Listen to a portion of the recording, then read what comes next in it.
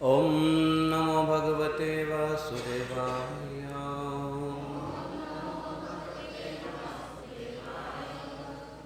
ॐ नमो भगवते वासुदेवाय।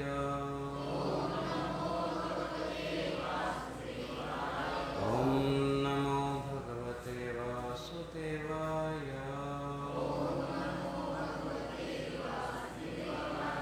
ॐ अज्ञानतिमिरान्धस्य ज्ञानाञ्जनशलाकया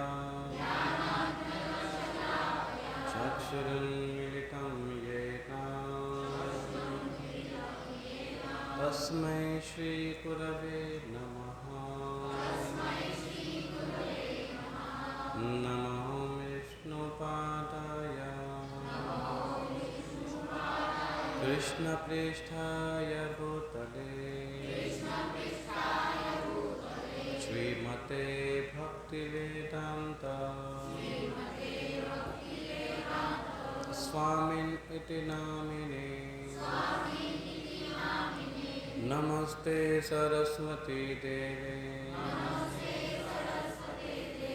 गौरवाणी प्रचारिणे निर्विशेष शून्यवादी पाश्चात्यदेशतारिणे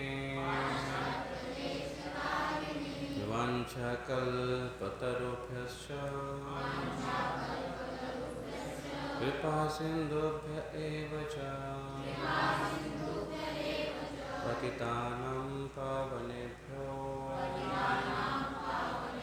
वैष्णवेभ्यो नमो नमः। जय श्री कृष्ण चैतन्य प्रभो नित्यानंद श्री अद्वैत गदाधर शिवासदि गौर भक्तवृंद। हरे कृष्ण कृष्ण कृष्ण हरे हरे हरे राम राम राम हरे हरे। मुखं करोति वाचालं पङ्गुं लङ्घयते गिरिं यत्कृपातमहं वन्दे श्रीगुरुदीनतारिणम्। जय जय श्री चैतन्य जय नित्यानंद।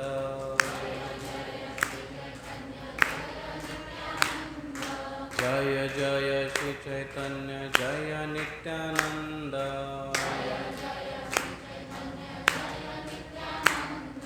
जय अद्वैत चंद्र जय गौर भक्तवृंद।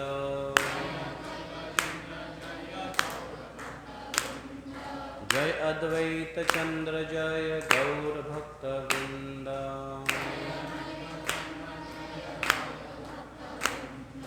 जय जय श्री चैतन्य जय नित्यानंद।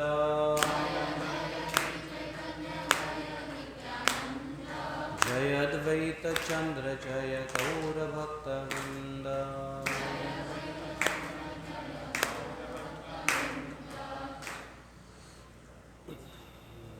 आपण भजन गायला, त्या भजनाचा अनुवाद अशा पद्धतीने आहे, हिंदीमध्ये आहे, मी वाचतो, सर्वांनी लक्षात घ्या। हे गौरांग महाप्रभु, आप मेरे प्रति अपनी दया नहीं छोड़ना, मुझे अपना बनाकर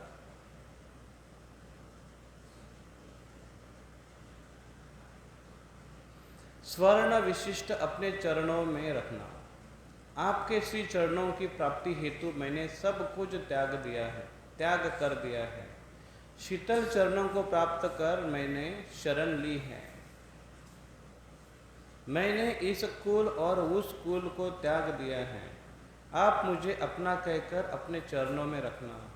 वासुदेव घोष आपके चरणों को धारण करके आपसे प्रार्थना करता है कि कृपा करके मुझे अपने चरणों की छाया में रखिए।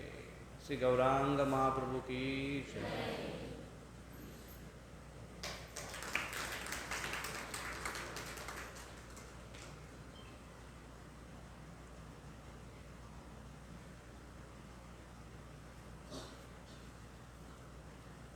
वासुदेव घोष हे गौरांग महाप्रभूंना प्रार्थना करतात, हे गौरांग महाप्रभू कृपया मला तुमच्या चरणांवर ठेवा आणि तुमचे चरण हे अतिशय शीतल आहेत आणि स्वर्णिम तुमचे चरण आहेत, ते कृपया करून मला चरणांवर ठेवा अशी प्रार्थना ते करतात। आणि या प्रार्थनेचं कारण असं आहे की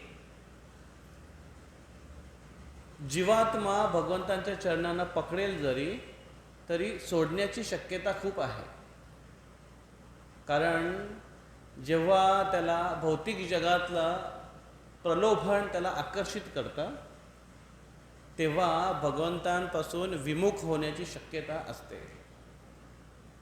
आणि म्हणून भगवंतांना भक्त प्रार्थना करतात की हे भगवंता, मी जरी तुमचे चरण सोडले तरी पण तुम्ही मला सोडू नका। आणि म्हणून भक्तगण शिखा वाढवतात की केस पकडायला आणि खेचून आणायला भगवंतांना सोपं होतं। भगवंतांचे लीला पण आहे, त्यांचे एक भक्त होते, पर्सनल सर्वंट त्यांच्यासोबत जेव्हा ते होते आणि त्यावेळेस त्यांचं डिस्ट्रॅक्शन झालं थोडं एका कारणामुळे।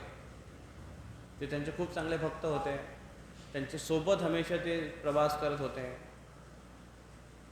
आणि एकदा असा प्रसंग घडला की भट्टहरी नावाचे काही एक असे तांत्रिक तिकडे राहत होते आणि ते काय करायचे, ते काही स्त्रियांना आपल्याकडे आकर्षित करायचे आणि त्यांना तांत्रिक विद्या शिकवायचे आणि त्यांना आपल्या वशमध्ये करायचे आणि त्या स्त्रियांचं प्रलोभन देऊन बाकीच्यांना आपल्या ग्रुपमध्ये जॉईन करायचे।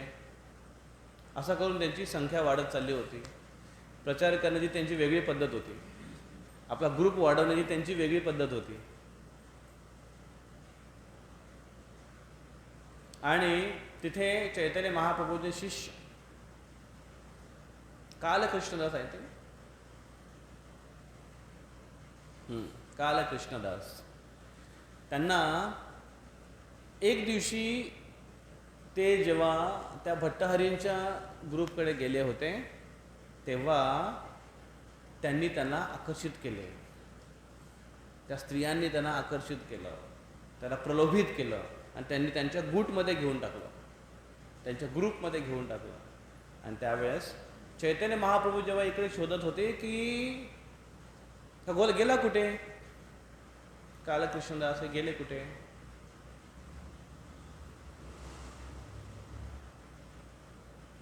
आणि त्यावेळेस त्यांना शोध घेत घेत महाप्रभू त्या भट्टहरीच्या ग्रुपमध्ये गेले आणि तिथे जाऊन आपल्या शिष्याला त्यांनी पकडलं, त्याची शिखेला पकडलं, डोक्याला त्यांनी केसांना पकडलं आणि पकडून त्याला खेचून घेऊन आले आपल्या ग्रुपमध्ये। आणि जेव्हा त्यांना घेऊन येत होते तेव्हा ते जे भट्टहरी होते त्यांना खूप राग आला, आमच्या ग्रुपमध्ये येऊन आमच्या माणसाला घेऊन जातो। आणि म्हणून त्यांनी काय केलं, त्यांनी त्यांची सेना तयार होती, त्यांच्या सेनांच्या हातात तलवार, चाकू, कुल्हाडी, कोयते असे त्यांच्याकडे अस्त्र होते, शस्त्र होते आणि ते महाप्रभूंवर आता आक्रमण करणार होते। आणि जेव्हा ते आक्रमण करायला आले महाप्रभूंवर त्यावेळेस त्यांच्या हातातले अस्त्र शस्त्र जे होते ते त्यांच्या हातातून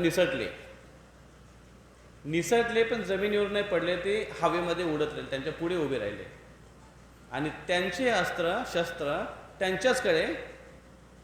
त्यांच्याचकडे उगारले आणि त्यांच्याच अंगावर वार करू लागले।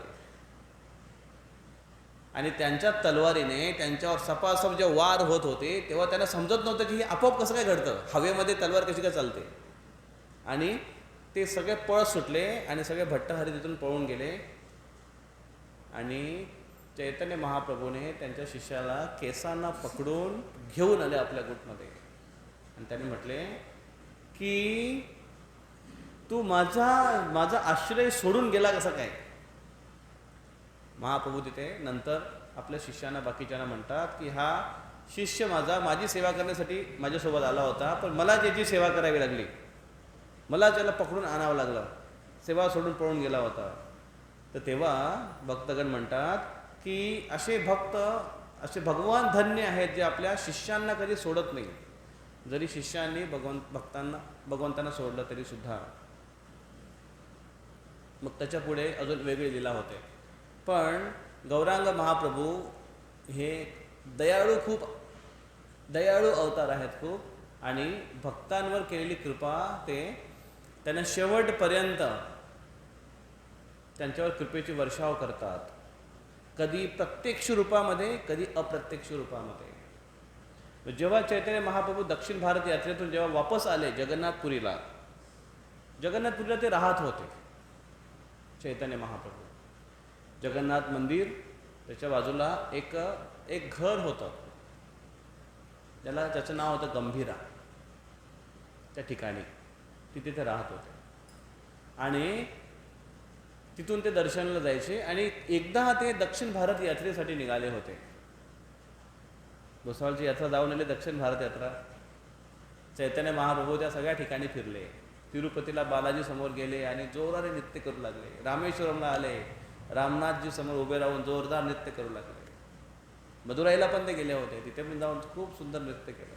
रंगनाथजी समोर आले, तिथे खूप सुंदर नृत्य केलं, कीर्तन केलं. महाप्रभू सगळ्या ठिकाणी फिरत गेले. मग ही दक्षिण भारत यात्रा करताना मध्ये त्यांच्यासोबत जे सर्वंट होता तेव्हा ही भट्टहरीची कथा घडली. आणि मग जेव्हा ते पूर्ण यात्रा संपन्न करून दक्षिण भारतातून फिरत महाराष्ट्रामध्ये आले, पंढरपूरला आले. आणि पंढरपूरवरून इकडच्या रूटने जामनेरच्या ते नाशिकला गेले. जामनेर भुसावळला गेले की नाही माहिती नाही, पण ते नाशिकला गेले आणि तिकडून मग असं त्या पुढच्या रूटने पुढे गेले, जगन्नाथपुरीला गेले. पुन्हा जगन्नाथपुरीला ते स्थित झाले. आणि तेव्हा त्याने त्यांच्या बाकीचे जे त्यांचे नित्यानंद प्रभू, सार्वभौम भट्टाचार्य, स्वरूप दामोदर गोस्वामी, त्यांचे फार जवळचे संगी त्यांना म्हटले की हा सर्वंट तुम्ही माझ्यासोबत दिला होता, मला त्याची सेवा करावी लागली. यांनी असा प्रकार केला. आणि महाप्रभू सांगितलं की याला माझ्यासोबत अजिबात नका ठेवू, मला याचं तोंड पण बघायचं नाही. पण महाप्रभूने एक आदर्श प्रस्थापित करण्यासाठी त्याचा त्याग जरी केला असेल तरी पण बाकीचे जे भक्त मंडळी होते त्यांना लगेच सांभाळून घेतलं की कालकृष्णदास एवढे चांगले भक्त होते पण थोडी चूक झाली त्यांच्याकडून, भौतिक प्रलोभनाने ते विचलित झाले होते. आणि म्हणून नित्यानंद प्रभूने त्यांना स्वीकारलं. आणि नित्यानंद प्रभूने म्हटलं की ठीक आहे, यांना आपण वेगळ्या सेवेमध्ये लावू. आणि मग त्यांना सांगितलं की तुम्ही आता पश्चिम बंगालला जा, तिकडे गृहस्थ जीवन स्वीकार करा. आणि तिकडे जाऊन सगळे भक्त महाप्रभूंची, पश्चिम बंगाल म्हणजे महाप्रभूंचं गाव, घर, तिकडे सगळे भक्त त्यांची वाट बघतायत आणि त्यांच्या विरहाने व्याकुळ असतात. वर्षातून एकदा येतात जगन्नाथपूरला चैतन्य महाप्रभूंचं दर्शन घेण्यासाठी. मग तुम्ही तिकडे जा आणि तिकडच्या सगळ्या भक्तांना महाप्रभूंनी काय काय लीला केली दक्षिण भारतामध्ये, सगळ्या लीला तुम्ही प्रत्यक्ष बघितल्यात. तुम्ही त्यांच्याकडे कथा करा, तिथे कीर्तन करा आणि त्या भक्तांना आनंद प्रदान करा. आणि मग ते तिकडे गेले. आणि तिकडे गेल्यानंतर तिकडे भक्तांना त्यांनी कृष्ण गौर कथा प्रारंभ केली. इकडे असताना महाप्रभूंच्या सेवेमध्ये होते, त्याच्यानंतर तिकडे गेल्यानंतर सुद्धा महाप्रभूंची सेवा केली. महाप्रभूंनी बाह्य दृष्टिकोनातून त्यांना त्यागलं जरी असेल तरी महाप्रभूंनी आपल्या भक्तांच्या द्वारे, कारण नित्यानंद प्रभू हे महाप्रभूंपेक्षा अभिन्न आहेत. आणि म्हणून महाप्रभूंचं एक रूप फार स्ट्रिक्ट असेल, फार गंभीर असेल, पण त्यांचा दुसरा रूप असा आहे की जो सर्वांना सामावून घेतो आणि सर्वांवर कृपा करतो. आणि म्हणून नित्यानंद प्रभूंनी त्यांना सुद्धा सेवेमध्ये लावले. अशा पद्धतीने महाप्रभू प्रत्येकाला शरणागती प्रदान करतात, आपल्या चरणांची छाया प्रदान करतात. आणि म्हणून भक्तगण प्रार्थना करतात महाप्रभूंना की महाप्रभू कृपया करून मला तुमच्या चरणांच्या आश्रयापासून वंचित करू नका, हमेशा तुमच्या चरणांवर ठेवा, तुमचे चरण फार शीतल आहेत. शीतल का बरं पाहिजे? गरमी लागते ना, गरमी लागते ना, शीतल पाहिजे. या भौतिक जगाला दावानल म्हटलेलं आहे. दावानल, अनल, अनल म्हणजे अग्नी. कसा अग्नी येतो? दावानल म्हणजे वणवा कसा पेटतो. वणवा बघितला तुम्ही? वणवा जंगलातला वणवा बघितला? टी व्हीमध्ये, पिक्चरमध्ये? प्रत्यक्ष बघितला? प्रत्यक्ष बघायला पाहिजे, तेव्हा कळेल की वणवा काय असतो. वणवा जेव्हा पेटतो जंगलामध्ये तेव्हा ती आग अनकंट्रोल्ड असते, तिला कंट्रोल करू शकत नाही आपण. आणि तिला विझवण्यासाठी तुम्ही 1-2 टँकर मागून काय होणार नाही. त्या वणव्याला विझवण्यासाठी एक मोठा काळा ढग पाहिजे जो बारिश करेल, वर्षा करेल. म्हणून संसार दावानल लीढ लोकात्राणाय कारुण्य घना घनत्वम. घना घना घनत्वम. घन म्हणजे काय? ढग, काळा ढग पाहिजे, वर्षा करणारा. कृपा करून तो वर्षा करेल आणि दावाग्नी शांत करेल. तसं भौतिक जगामध्ये प्रत्येकजण दावाग्नीने जळतोय, होरपळतोय. काय दावाग्नी आहे? भौतिक जगातले दावाग्नी काय आहे? ह्या दावाग्नीमध्ये ह्या जंगला इथे आग लागलेली आहे. आपण कुठे आग लागली? आमच्या घरात आग नाही लागलेली, घरात आग नाही लागलेली, परिवारात आग नाही लागलेली, रिलेशनशिपमध्ये आग नाही लागलेली, बिझनेसमध्ये आग नाही लागलेली, शरीरामध्ये आग नाही लागलेली, मनामध्ये आग नाही लागलेली. लागले का? हो लागले. आतमध्ये धुमसते, ते धुमसते माहिती? धुमसणे म्हणजे आतल्या आज जळते ती, वरून फक्त धूर निघतोय. कोल्ड वॉर त्याला म्हणतात. होतं ना असं? प्रत्येकजण परेशान आहे, कुठला ना कुठला एन्झायटी, कुठली ना कुठली चिंता आहे, कुठल्या ना कुठले प्रॉब्लेम्स आहे. घरामध्ये समस्या आहे, बिझनेसमध्ये समस्या आहे, बाहेरचे लोक परेशान करतात, काही लोक लुटतायत, भामटे आहेत. चिंता, चिंता अविरत. आणि म्हणून व्यक्ती कसा जळतोय. संसार दुःख मोळ सहबाजू इंगाळ, विश्रांती नाही कोठे रात्रंदिना तळमाळ. बरोबर आहे? संसार इंगळासारखा आहे, जळतो ना माणूस. रात्रंदिवस तळमळ आहे त्याला. पुढे काय लाईन आहे माहिती आहे कोणाला?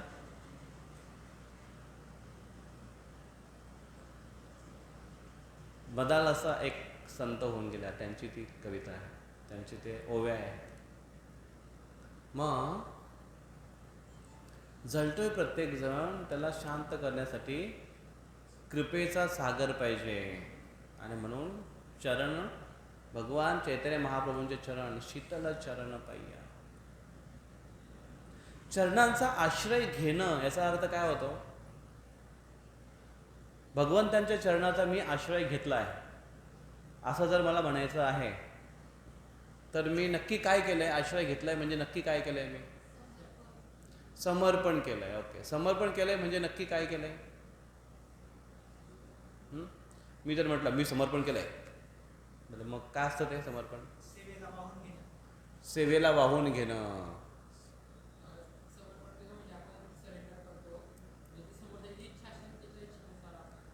ओके, ज्यांना समर्पण केलंय त्यांच्या इच्छेनुसार वागतोय. अजून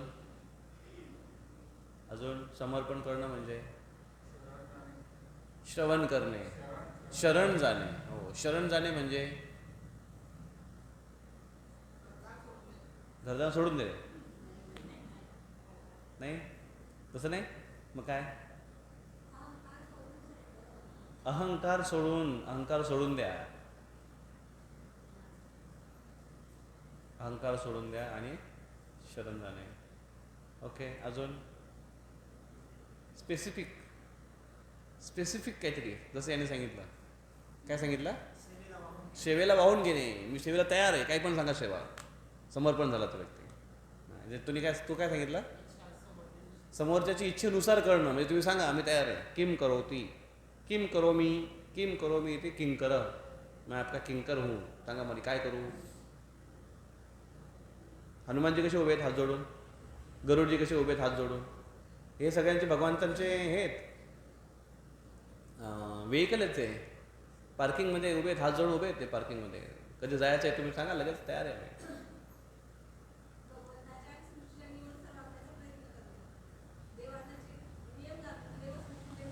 हां, भगवंतांनी जे नियम दिलेत त्याचं पालन करणं आपल्या जीवनामध्ये. नियमांचं पालन करणं हे समर्पण आहे. त्यांच्या इच्छेनुसार वागणं हे समर्पण आहे. त्यांच्यासाठी सेवा करण्यासाठी तत्पर असणं हे समर्पण आहे. सांगा बरं, तुम्ही समर्पित आहात की नाही? नाही? एक सेवा आहे की नाही तुमची काहीतरी?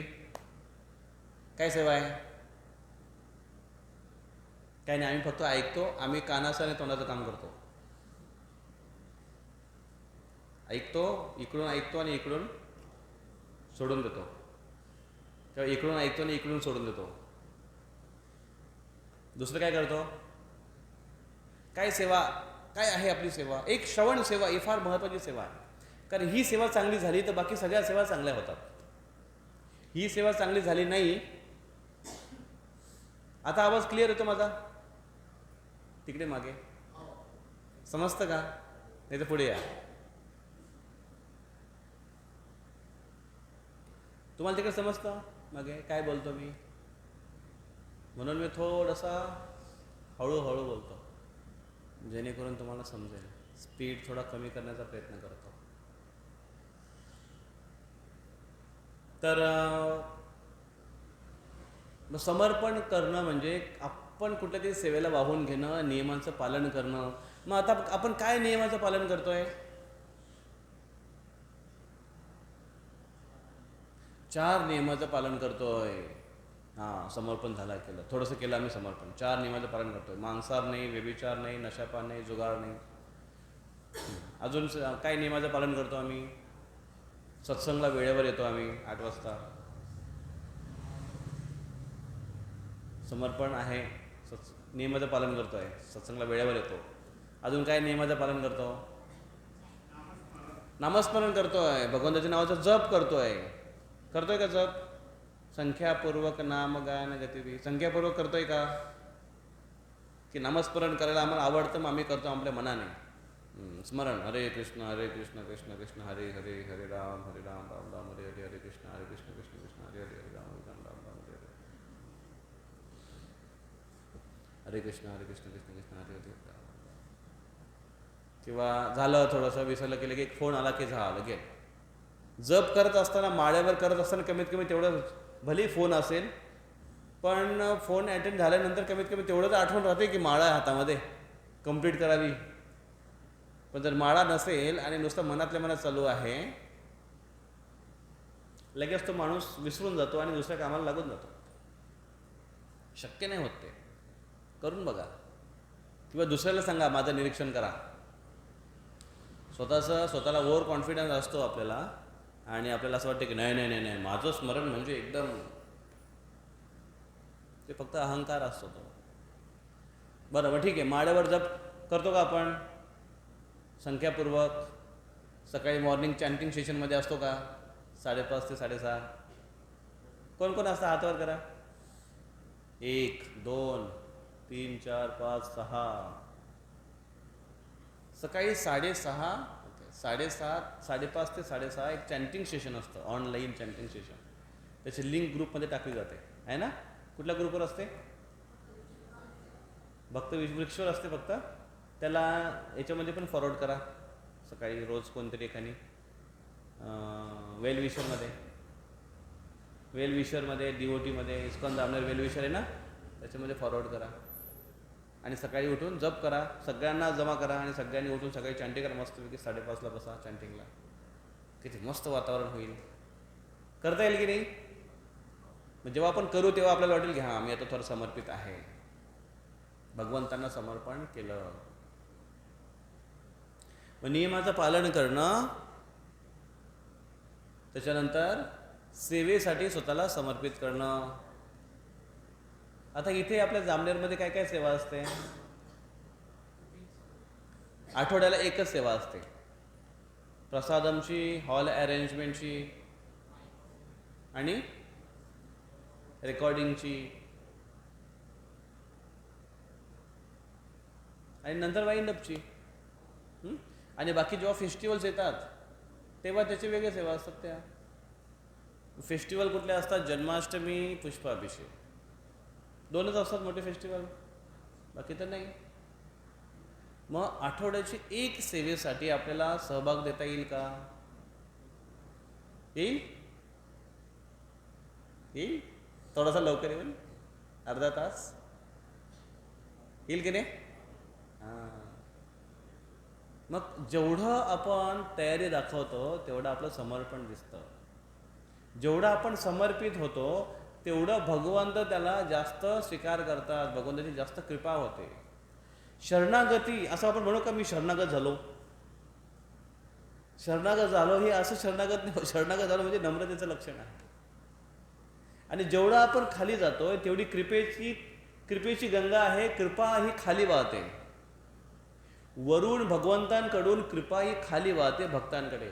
जो जेवढा खाली तेवढा तीव्रतेने कृपा जाते त्याच्याकडे, आणि जो जेवढा वर तेवढी कृपा पोहोचायला कठीण होते. एकदा काय झालं की ढक्कन, मटक्यावर जो मटका असतो, मटका, तो मटक्याशी त्याच्यावरचं जो झाकण आहे, ढक्कन, तो त्याशी बोलायला लागला. कौरे मटके, तू सबको पानी पिलाता है, पूरी दुनिया को तू प्यास बुझाता है, लेकिन मैं तेरा अपना ढक्कन होने के बाद भी तू मुझे कभी पानी नहीं पिलाता. तो मटका बोला, अबे ढक्कन, तू बैठा है मेरे सर के ऊपर, पानी पीना है तो नीचे आ. पानी पीने के लिए नीचे आना पड़ता है. नीचे आओगे तो प्यास बुझेगी, ऊपर बैठोगे तो जिंदगी भर प्यासा रहोगे. जेव्हा या ढक्कनला हे समजलं, या ढक्कनला कधी समजेल सांगा बरं की पाणी पिण्यासाठी खाली यावं लागेल, समर्पित व्हावं लागेल, शरण घ्यावी लागेल, मग महाप्रभू कृपा करतील. आणि महाप्रभू हे कृष्णांच्या पेक्षा जास्त दयाळू आहेत, दयाळू अवतार आहेत. 500-525 वर्षापूर्वी प्रकट झाले, बंगालमध्ये प्रकट झाले ते. त्याच्यानंतर त्यांनी भारतभरामध्ये भ्रमण केला, वृंदावनला गेले. वृंदावनचे जे काही जागा आहेत, तीर्थस्थान आहेत, त्याचा त्यांनी लुप्त तीर्थस्थानाचा उद्धार केला. लोकांना दाखवून दिलं की हे राधाकुंड आहे, हे श्यामकुंड आहे. आपल्या काही भक्तांना तिथे, आपल्या काही शिष्यांना तिथे त्यांनी ठेवलं आणि त्यांना सांगितलं की तुम्ही बाकीचे जे लुप्त तीर्थस्थान आहे त्याचा पुन्हा उद्धार करा आणि त्यांना व्यापक स्वरूपात त्याचं स्थान ते निर्माण करा, त्याला रिनोव्हेट करा, आणि येणारे जे भक्त आहेत त्यांच्यासाठी तीर्थस्थान तयार झालं पाहिजे असं तयार करा. आणि त्यांनी केलं, त्यांच्या शिष्यांनी ते केलं, कारण ते समर्पित होते. आणि महाप्रभूंच्यामुळे आपल्याला हे सगळं वृंदावनसारखं तीर्थ बघायला मिळतं, दक्षिण भारतातले तीर्थ बघायला मिळतात, जगन्नाथपूरसारखं तीर्थ बघायला मिळतं. हे तीर्थ पहिल्यापासून आहेत तिथे, त्यांची शक्ती पहिल्यापासून आहे. महाप्रभू आल्यामुळे भक्तांना तिथे त्यांच्या मागोमाग जाण्याची एक चांगली संधी परंपरागत मिळाली आणि त्यांची विशेष कृपा प्राप्त होते त्याच्याने. अशा पद्धतीने महाप्रभू, तर महाप्रभू चैतन्य महाप्रभू हे पश्चिम बंगालमध्ये प्रकट झाले. पश्चिम बंगालमध्ये त्यांनी लहानपणाच्या खूप खोड्या करणाऱ्या लीला केल्या. कृष्ण कसे खोडकर होते ना. कृष्ण काय खोडी करायचे? माखन चोरायचे, मटके फोडायचे.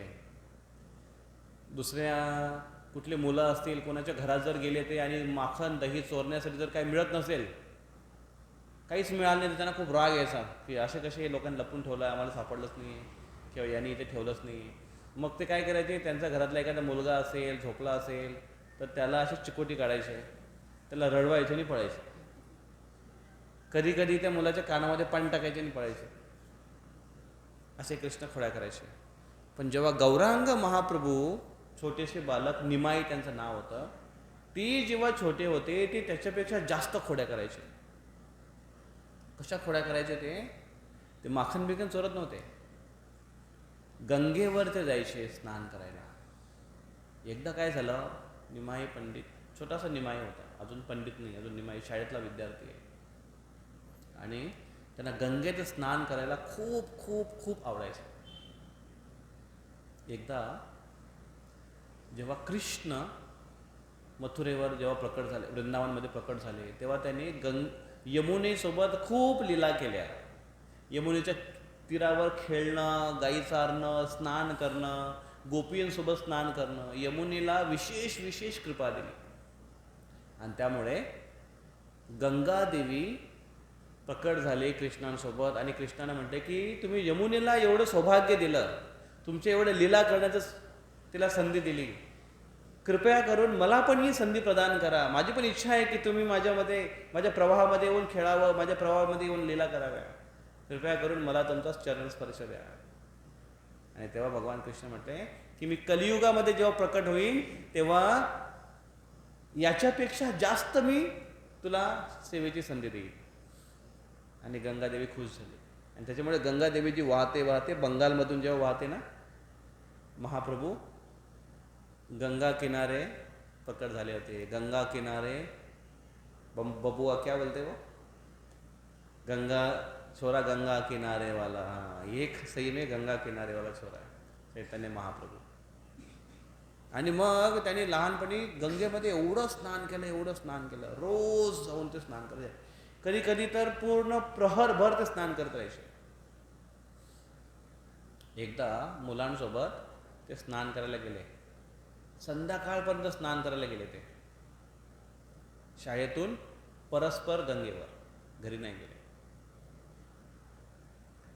शाळेचा युनिफॉर्म होता आणि त्यांच्या वडिलांना जाऊन, त्यांच्या वडिलांचं नाव होतं जगन्नाथ मिश्रा.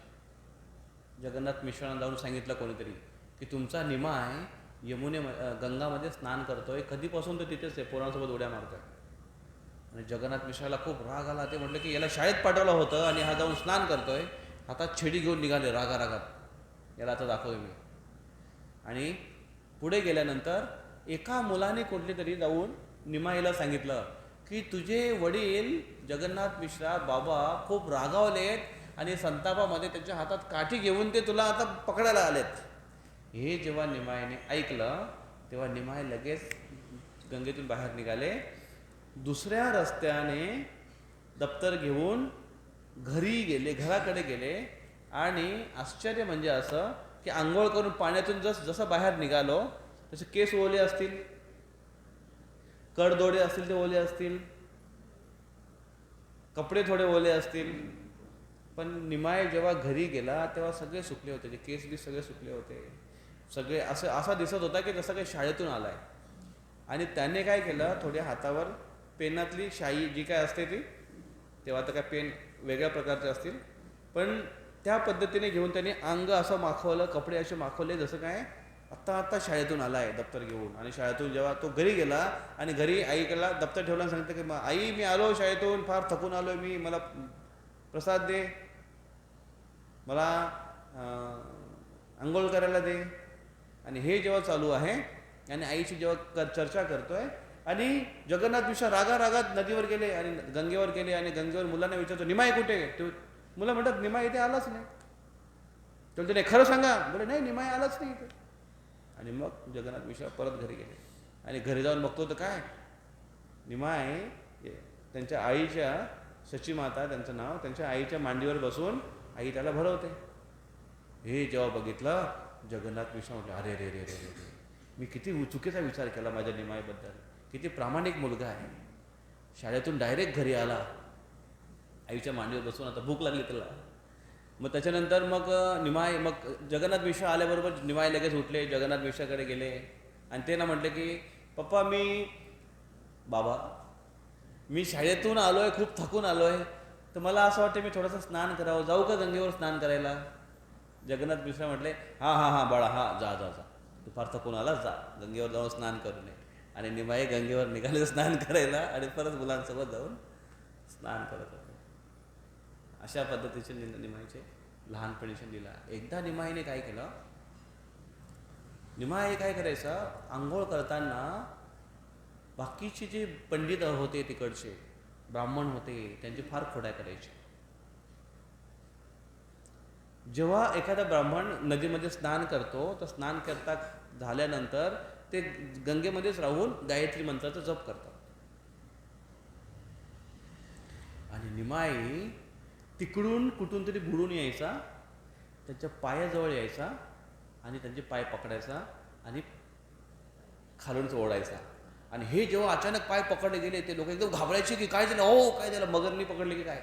आणि नंतर मग निमाई बाहेर निघायचा आणि हा हा हा असायचा. कधी कधी निमाई काय करायचा की ते जर व्यक्ती गायत्री करत असतील, त्यांच्या एकदम जवळच असं डुप्प असं बाहेर निघायचं. आणि बाहेर निघाल्याबरोबर त्यांना असं लगेच घाबरायचे होते की अचानक काय बाहेर आलं पाण्यातून, आणि ते बघायचे तर हा निमाई, आणि निमाई हसायला लागायचा. कधी कधी निमाई तोंडात पाणी घ्यायचं असं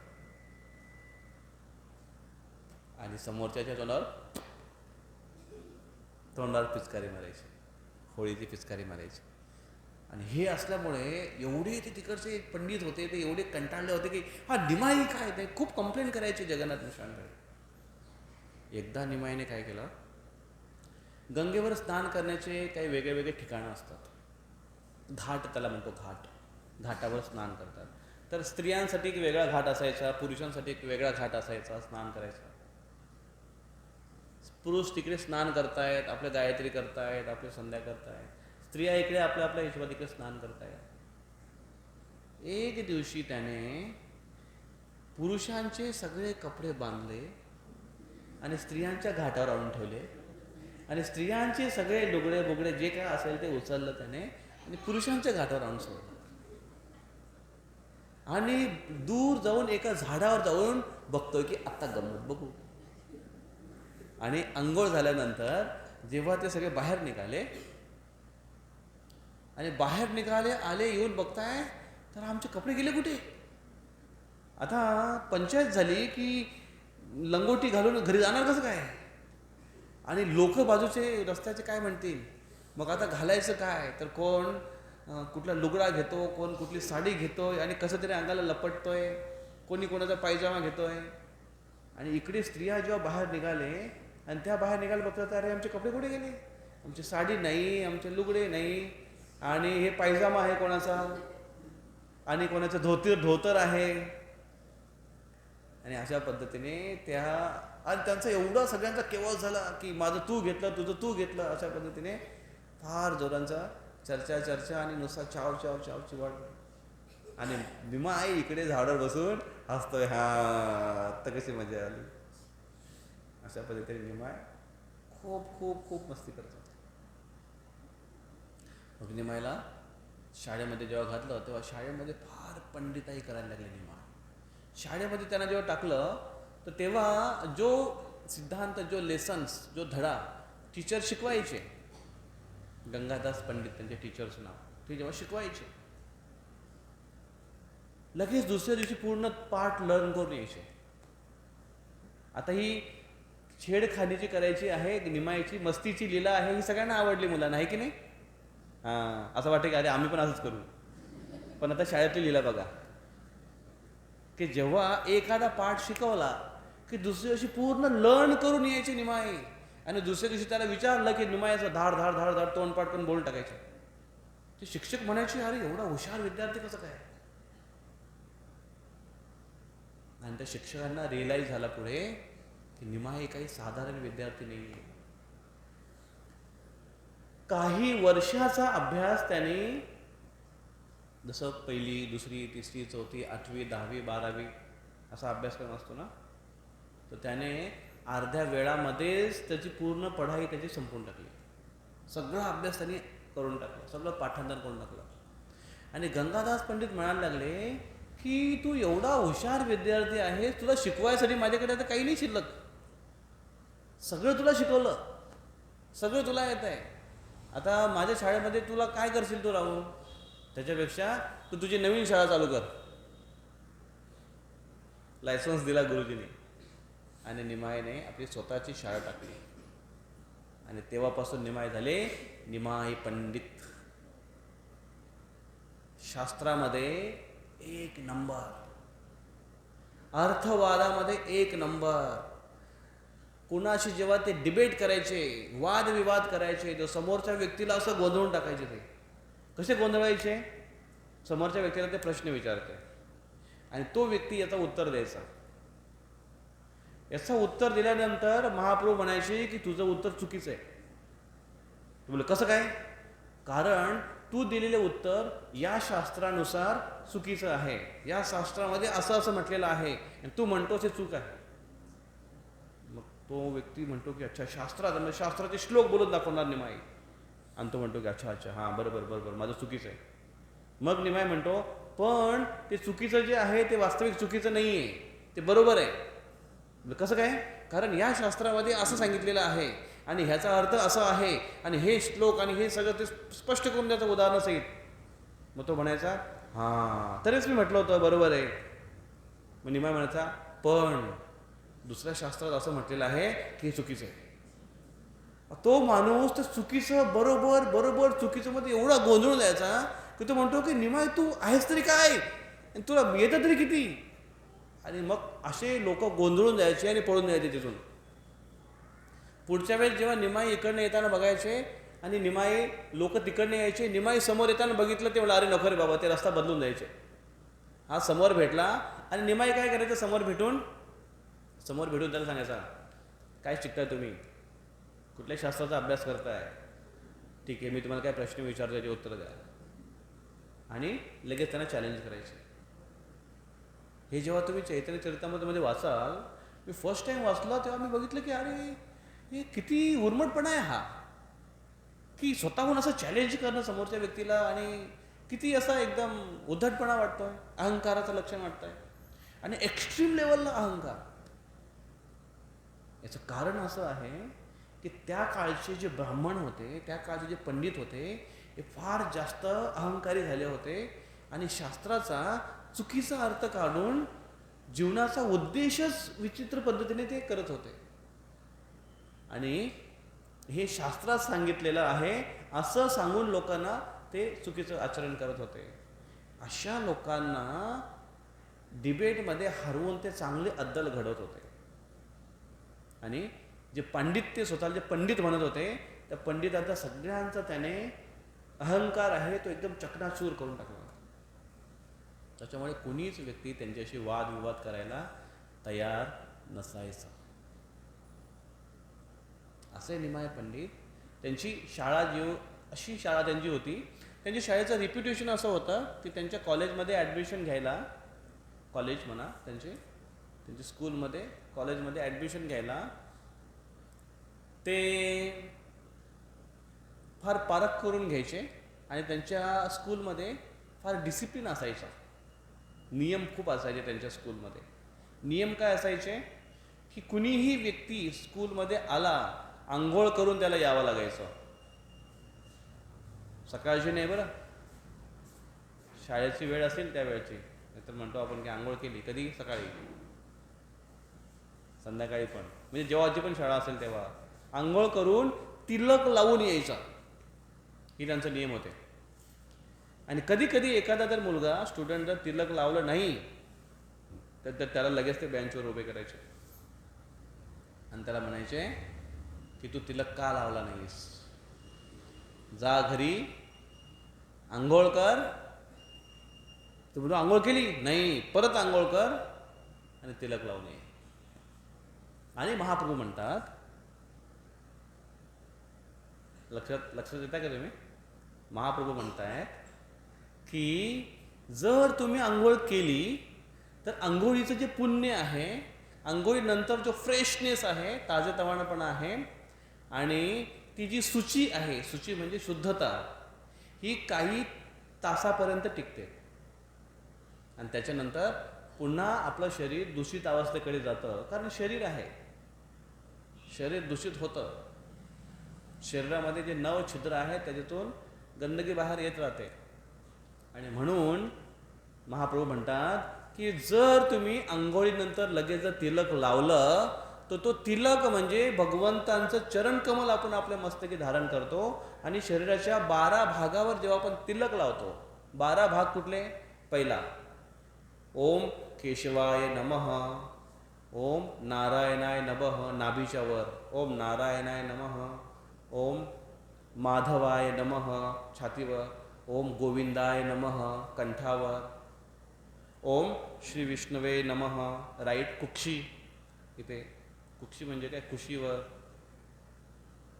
ओम श्री विष्णवे नमः, ओम मधुसूदनाय नमः, ओम त्रिविक्रमाय नमः, ओम वामनाय नमः, ओम श्रीधराय नमः, ओम ऋषिकेशाय नमः, ओम पद्मनाभाय नमः, आणि ओम दामोदराय मागच्या कमरेच्या इकडे वर, आणि शेवटी राहिलेला ओम वासुदेवाय नमः. 12 अंगावर जेव्हा तिलक लावतो व्यक्ती, म्हणजे हे शरीर भगवंत माझं नाहीये, हे शरीर तुमचं आहे आणि माझ्यासाठी ते मंदिराच्या रूपामध्ये आहे. कारण मंदिरामध्ये भगवान राहतात आणि तुम्ही परमात्मा रूपाने माझ्या हृदयात राहतात. म्हणून हे मंदिर आहे. आणि मंदिराला कसं सजवलं पाहिजे? तिलकने. भगवंतांचे चरण कमल आहेत तिलक म्हणजे. तर हे जे 2 ऊर्ध्व पाऊंडर ज्याला म्हणतात, हे 2 ज्या रेषा आहेत, हे भगवंतांचे 2 चरण कमल आहेत. आणि ह्या चरण कमलावर ही तुलसी ठेवलेली आहे, जी भगवंतांना अतिशय प्रिय आहे, असा त्याचा अर्थ होतो. कृष्ण लीलेमध्ये भगवान कृष्ण जेव्हा त्यांनी कालिया मर्दनची लीला केली, माहिती ना कालिया मर्दनची लीला? कालियाच्या डोक्यावर फणांवर कृष्णाने असं नृत्य केलं की तसं नृत्य करणं कोणी करू नाही शकत तसं नृत्य. पहिली गोष्ट तर सापाच्या जवळ जायलाच भीती वाटते. साप म्हटला म्हणजे मृत्यू. आम्ही एकदा असे कथा करत होतो एका ठिकाणी, आणि कथा करता करता मध्येच माताजींच्या मध्येच एक एवढासा साप बाहेर निघाला अचानक. विचार करा काय घडलं असेल. तो आता पुरुषांमध्ये निघाला असता तरी ठीक झालं असतं बाबा, थोडं कंट्रोलमध्ये आलं असतं, पण लेडीजमध्ये निघाला तो साप.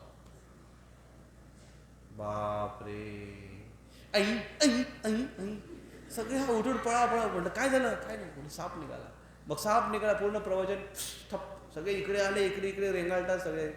साप तरी एकाच ठिकाणी रेंगाळतो, हे सगळे एका ठिकाणी विस्कटले. आणि मग एक जण गेला तिकडे, सर्व मित्राला घेऊन आला, आणि मग तो तिथे काढतोय. आणि काढला तर काय काढलं त्यांनी? एवढंच साप. त्याला ठेईत टाकून घेऊन गेला.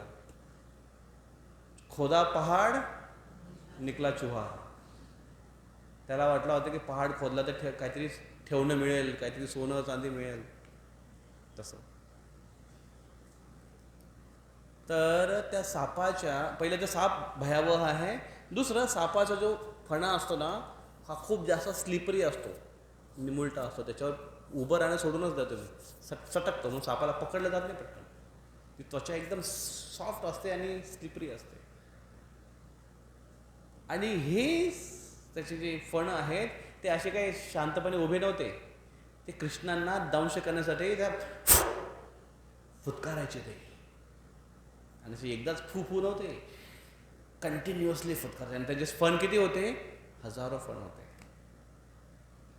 आणि दंश न होता प्रत्येक फणांवर पायाचा प्रहार देत कृष्ण स्माईल करत, बासरी वाजवत डान्स करत होते.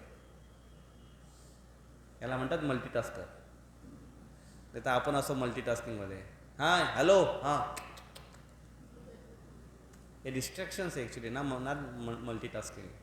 मल्टीटास्किंग जर करायचं असेल तर हे मल्टीटास्किंग करा. असं बासरी पण वाजवत आहे एका हाताने, स्माईल पण आहे चेहऱ्यावर, प्रसन्न मुद्रा पण आहे, डान्स पण करतायत आणि डान्समध्ये कालियाच्या डोक्यावर असे पाय देत आहेत की त्याला वज्राचा प्रहार वाटतोय. त्याला वाटतंय की माझ्या डोक्यावर डोंगर ठेवलंय कोणतरी, एवढा मोठा लोड वाटतोय. कोण करू शकतो?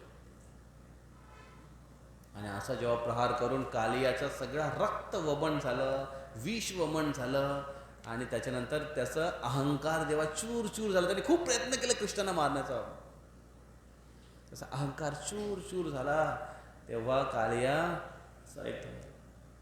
आणि कालिया कृष्णांना शरण आला.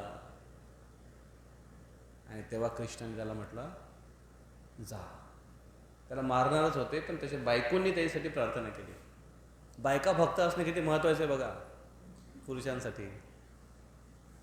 पुरुष जरी कालियासारखा असेल फुतकारत, त्याचा अहंकार जरी असेल असं लागतं, तरी बायको जर चांगली असेल आणि चांगली भक्त असेल, नम्र असेल, तर ती पतीसाठी प्रार्थना करते, हे भगवान तुम्ही चांगलं केलं, अद्दल घडवली, हा फार विषारी होता, तुम्ही खूप छान केलं, पण आता हा तुम्हाला शरण आलाय, प्लीज मारू नका, कारण शेवटी काय आमचं पती आहे, आम्हाला विधवा नका करू, कृपया करून याला तुम्ही शरणागती द्या आणि जीवनदान द्या.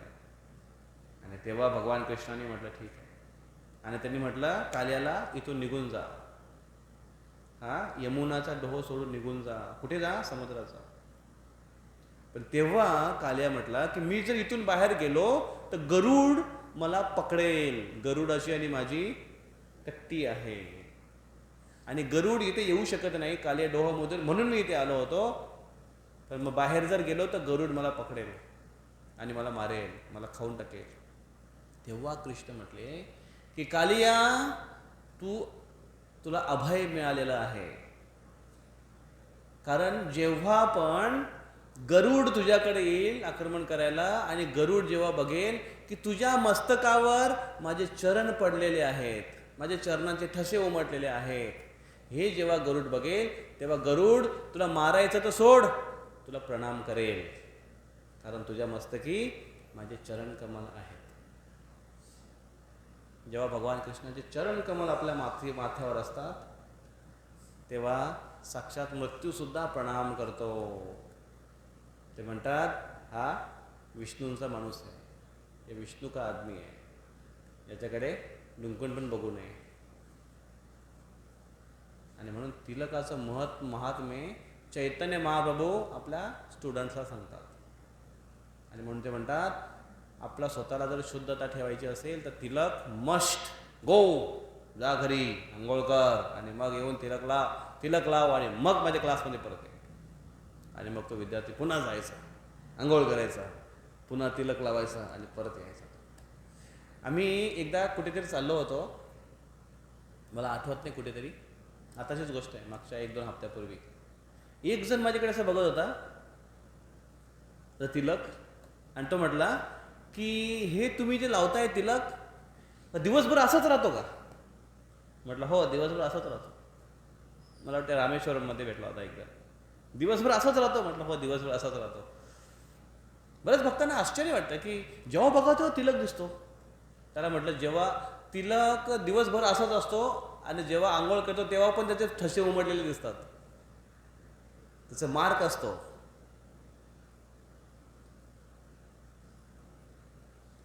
तिथे म्हटलं की कसं काय तुमचा राहतो? काही काही भक्त अशी चर्चा करतात की कसं काय राहतो तो, आम्ही तर थोडं घाम आला की लगेच टाकला पुसून. म्हटलं नाही, आम्हाला त्याचं स्मरण राहतं.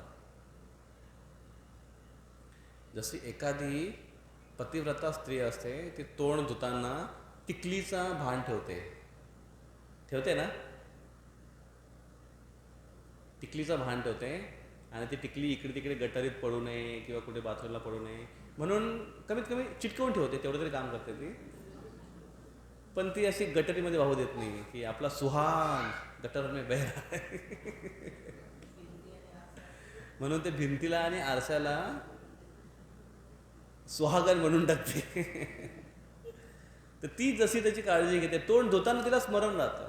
तसं तोंड धुताना आम्हाला ती प्रॅक्टिस झालेली आहे, सवय झालेली आहे, त्याच्यामुळे आम्हाला स्मरण राहतो की तोंड धुताना तो तिलक आहे, त्याच्यामुळे तोंड पण असं धुतलं जातं की तो तिलक बरोबर राहतो.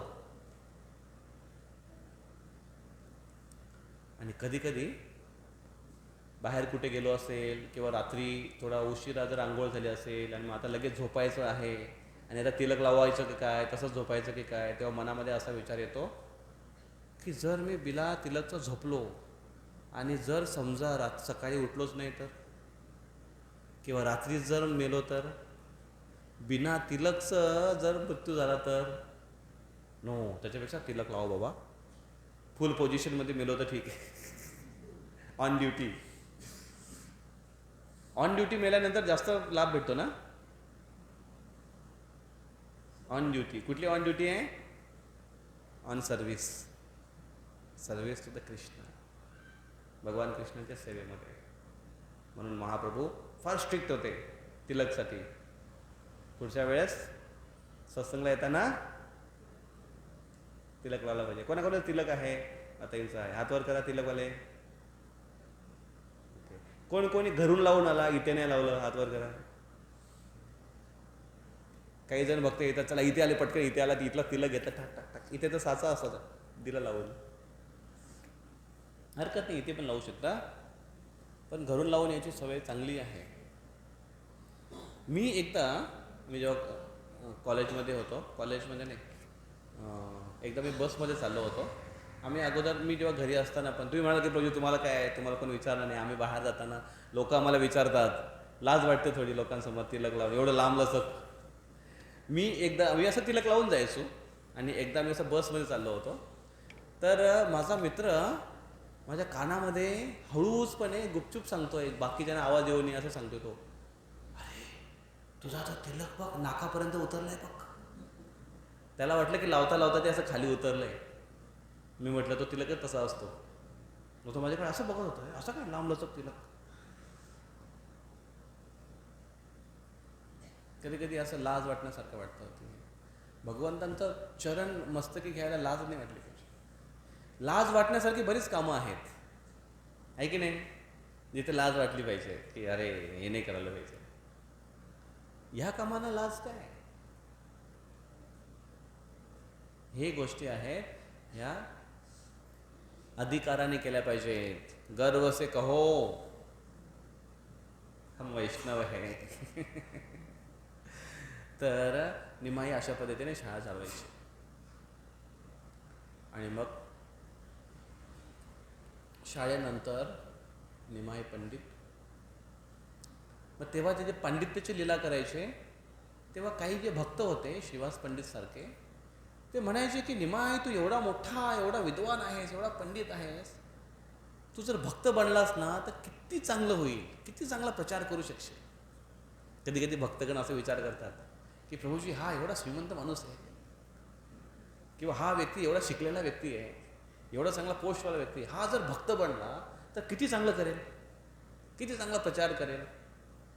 म्हटलं हां बनवा मग त्यांना बघ. कधी कधी भक्तगण अशी चर्चा करतात की प्रभूजी ही जी माताजी आहे किंवा हे जे प्रभूजी आहेत, यांनी जर भक्ती सिरियसली घेतली आणि जर प्रचार कार्यामध्ये उतरले, हे भक्तांनी ऑलरेडी भक्त आहे ना, या भक्तांनी जर प्रचार कार्यामध्ये उतरले तर किती छान प्रचार करू शकतील. म्हटलं हो करू शकतील, वाट बघा थोडे, जोपर्यंत ते चालू करत नाही तोपर्यंत. निमाईला जेव्हा ते असे विचारायचे, तेव्हा निमाय पंडित श्रीवास ठाकूरांना सांगायचे की खरंच मला पण भक्त व्हायला आवडेल आणि मला आशा आहे की तुमच्यासारखे भक्त जर माझ्यासाठी प्रार्थना करतील तर मी नक्कीच चांगला भक्त होईन. असं निमाय पंडित त्यांना प्रार्थना करून म्हणायचे आणि निघून जायचे. तर काही काही असे ठराविक भक्त होते ज्यांच्याशी ते वाद नव्हते करत. गदाधर पंडित त्यांच्याशी फार छानपैकी बोलायचे ते. आणि निमाय पंडित एकदा त्यांच्या जीवनामध्ये बऱ्याचशा गोष्टी घडल्या. त्यांच्या पत्नीचं जेव्हा ते प्रचार कार्यासाठी गेले होते, प्रचार म्हणजे पांडित्य, त्यांचे जे स्कूलिंगसाठी ते बाहेर गेले होते. कुठे गेले होते? जे आजचं बांगलादेश आहे तिकडे गेले होते ते, पूर्व बंगालमध्ये गेले. त्यावेळेस त्यांची पहिली पत्नीचं नाव होतं लक्ष्मीप्रिया, दुसरी पत्नीचं नाव होतं विष्णुप्रिया. पहिली पत्नी त्यांना फार विरह होत होता की माझे पती गेलेत आणि काही फोन कॉल नाही आहे, व्हिडिओ कॉल नाही आहे, व्हॉट्सॲप कम्युनिकेशन नाही आहे, काही मेसेज नाही आहे, आता काय करायचं, त्यांची आठवण खूप येते. आणि त्या विरहामध्ये फार व्याकुळ व्हायच्या. आणि असं म्हटलं जातं की त्यांना विरहरूपी सर्पाने दंश केला आणि म्हणून त्याने प्राण त्यागला. निमाई जेव्हा वापस आले तेव्हा त्यांनी बघितलं की अरे पत्नीचा देहांत झाला, त्यांना खूप दुःख झालं. मग त्याच्यानंतर दुसरी त्यांचा विवाह करण्यात आला. विष्णुप्रिया ही त्यांची दुसरी पत्नी, जी साक्षात लक्ष्मी आहे. आणि पहिली लक्ष्मीप्रिया ही पण लक्ष्मीचा अंश आहे. तर अशा पद्धतीने निमाईच्या घरच्या जीवनामध्ये पण भरपूर प्रॉब्लेम्स आहेत. त्यांचे वडील वारले. कशामुळे वडील वारले?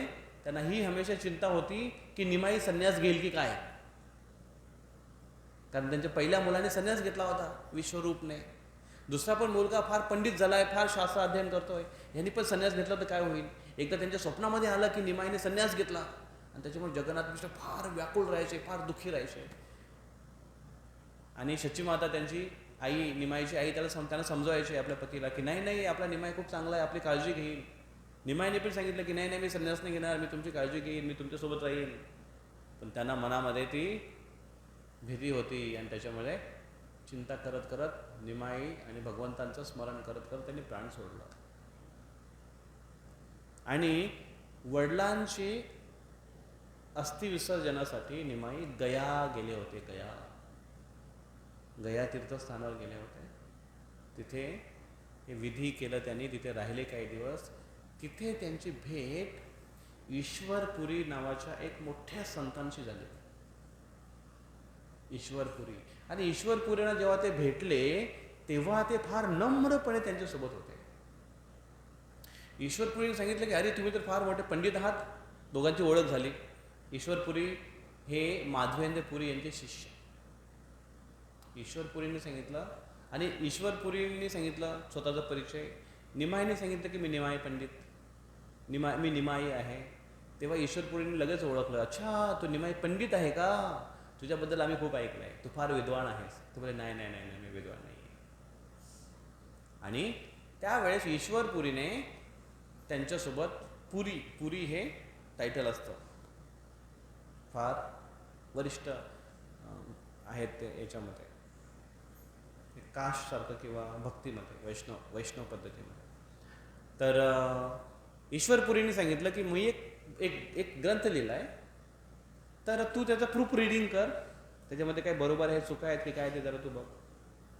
आणि निमाई म्हटलं की नाही, एका वैष्णवाने लिहिलेलं लिटरेचर हे योग्यच असतं, त्याच्यामध्ये चुका जरी असल्या तरी ते चांगल्याच आहेत, त्याच्यामध्ये कुठलाही दोष नसतो. ते म्हटले की नाही तू बघ एकदा, डोळ्याखालून घाल. मग त्यांचा एक आदर म्हणून निमाई घेऊन आले सोबत. आणि निमाईने एक शब्द, बाकी सगळं त्यांनी खूप छान बघितलं, त्यांना खूप चांगलं आवडलं. एक शब्द त्यांनी सांगितलं की इथे थोडंसं चेंजेस करता येईल क्रियापदामध्ये, व्याकरणाच्या दृष्टिकोनातून. आणि ईश्वरपुरीने ते बघितलं. ईश्वरपुरी म्हटले हां ठीक आहे मी बघतो. मग ईश्वरपुरीने जेव्हा चेक केलं तेव्हा ईश्वरपुरीने सांगितलं की नाही ते क्रियापद बरोबर आहे, कारण ते या अर्थाने लावलं आहे. आणि तेव्हा निमाई पंडित जो इतरांना हरवण्यामध्ये एक्सपर्ट आहे, शास्त्रवाद करण्यामध्ये एक्सपर्ट आहे, हा निमाई पंडित पहिल्यांदी आपल्या जीवनामध्ये एक्सेप्ट करतोय की हो गुरु, हो महाराजजी, तुम्ही म्हणता ते बरोबर आहे, ते तसंच आहे, माझं चुकलं. फर्स्ट टाईम जीवनामध्ये त्यांनी हार स्वीकार केली. आणि मग त्याच्यानंतर ईश्वरपुरींकडून त्यांनी दीक्षा घेतली.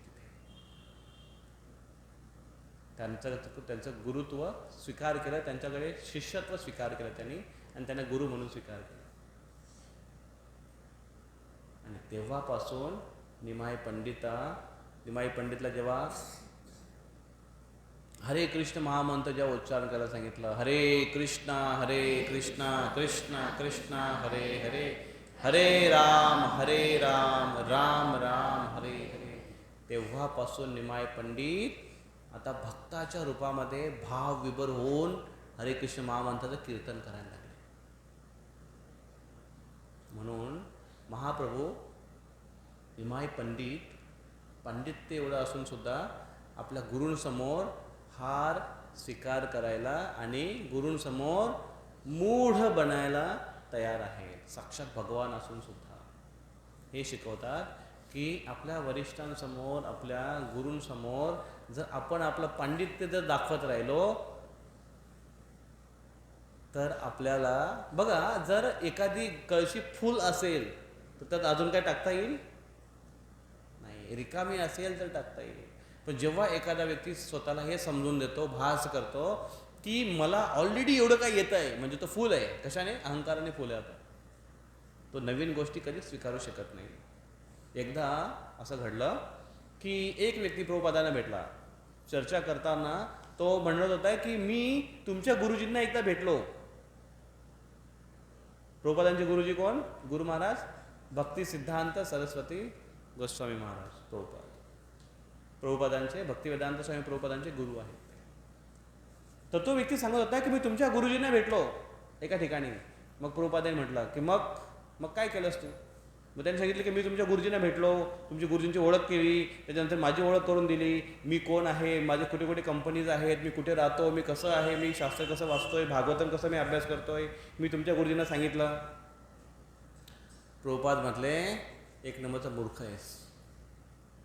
एवढे मोठे महान साधूंना भेटलास, त्यांच्याकडून श्रवण करायला पाहिजे होतं, त्यांच्याकडून शास्त्र जाणून घ्यायला पाहिजे होतं, त्यांच्याकडून उपदेश घ्यायला पाहिजे होतं, त्यांच्याकडून आपल्यामध्ये काय कमी आहेत ते त्यांच्याकडून विचारून घ्यायला पाहिजे होतं. त्यांना स्वतःचं पांडित्य समजून सांगत तुम्ही वेळ घालवलास आणि संधी गमावून बसलास. मग जेव्हा आपल्याला साधू संग होतो तेव्हा आपण काय करतो हे प्रभुपादजी शिकवतात की साधू संग आपण करतो तेव्हा आपण काय करतोय, आपण तेव्हा बिनाकामाची चर्चा करतोय का, तेव्हा आपण आपलं पांडित्य दाखवतोय का, किंवा तेव्हा आपण बाकीच्या गोष्टींना प्रायोरिटी देतोय का. जेव्हा जेव्हा श्रवण करण्याची वेळ येते तेव्हा तेव्हा आपल्या बाकीचे महत्त्वाची कामं निघतात का, जे करणं अति महत्त्वाचं आहे हे कामं करत राहतो का आपण. प्रभुपादजी शिकवतात की ह्या गोष्टी होतील आणि होत राहतील. सगळ्यात जास्त महत्त्वाचं आहे की आपले कान हमेशा उघडे पाहिजेत. म्हणून डोळ्यांवर झाकण असतं, तोंड बंद होतो, पण कान हमेशा उघडे असतात. तरी पण लोक म्हणतात कान खोल के सुन लो. का? कान खोल के सुनता ही नहीं. मग महाप्रभू त्यांचे शिष्य झाले आणि मग महाप्रभूंनी जी हरिनाम संकीर्तन प्रचाराची जी मोहीम पुढे काढली, ती मोहीम आपण चर्चा पुढच्या सेशनमध्ये करू, पुढच्या रविवारी 1 तारखेला. फोटोग्राफी ना लेक्चरच्या मध्ये नका करू. कीर्तन चालू असेल किंवा अवांतर वेळात करायला पाहिजे. ते सगळ्यांचं अटेन्शन डायवर्ट होतं याच्याने. पॉज केलंस तू?